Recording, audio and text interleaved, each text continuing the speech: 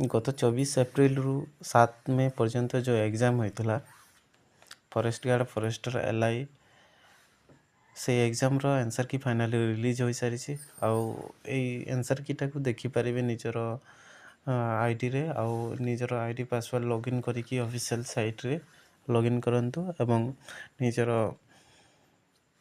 Answer की टाक देखि नियंतु। तो ये आंसर की 23 मई पर्यंत अवेलेबल रहिबो तापर ऑटोमेटिकली हमर डिसेबल हो जिवो।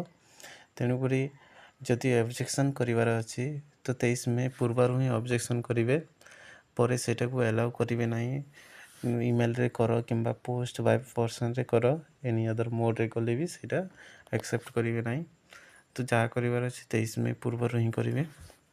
तो यार आंसर कीटा फाइनली रिलीज हो सारी